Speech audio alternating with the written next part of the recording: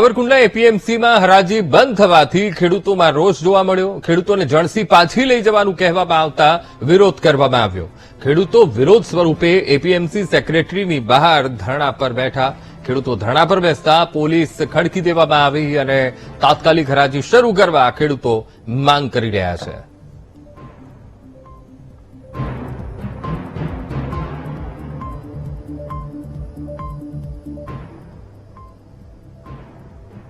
સાબરકુંડલા એપીએમસીમાં હરાજી બંધ થઈ છે અને હરાજી બંધ થવાથી ખેડૂતોમાં રોષ જોવા મળી રહ્યો છે, કારણ કે સવારથી જ ખેડૂતો પોતાની જણસી લઈને ત્યાં પહોંચ્યા હતા અને ત્યાંથી એપીએમસીથી કહેવામાં આવ્યું કે જણસી પાછી લઈ જાઓ, અને જેના કારણે ખેડૂતોમાં રોષ ફેલાયો છે। ધરણાને લઈને પોલીસ પણ ખડકી દેવામાં આવી છે। પોલીસ ત્યાં સ્થળ પર પહોંચી છે અને ખેડૂતોને સમજાવવાનો પ્રયત્ન કરવામાં આવી રહ્યો છે।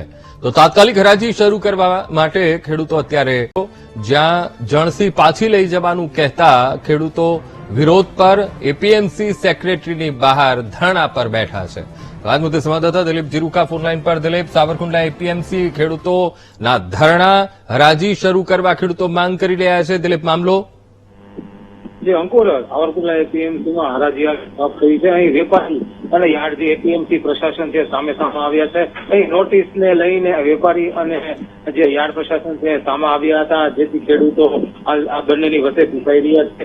ખેડૂતોનો જે ખેત જણસો છે પાછી લઈ જવાની જાહેરાત એપીએમસી કરતા ખેડૂતોમાં ભારે રોષ ફેલાયો હતો। અહીં ખેડૂતોનું જે ટોળું છે એ એપીએમસીના સેક્રેટરી જે છે એમની ઓફિસની બહાર ધરણા પર બેઠા હતા। ખેડૂતો દ્વારા જે હરાજી શરૂ કરવાની માંગ કરી હતી ત્યારે વેપારીઓ ફરી ખરીદી કરવાની મનાઈ કરી છે અને યાર્ડ સત્તાધીશો પણ આ મુશ્કેલીમાં મુકાયા છે। ત્યારે ખેડૂતોના ધરણા શરૂ થતા પોલીસ તંત્ર પહોંચ્યું હતું અને હાલ મામલો જે છે થાળે પાડવાનો પ્રયાસ કર્યો હતો। જી અંકુર। જી બિલકુલ દિલીપ, સમગ્ર માહિતી સાથે જોડાવા બદલ આપનો આભાર।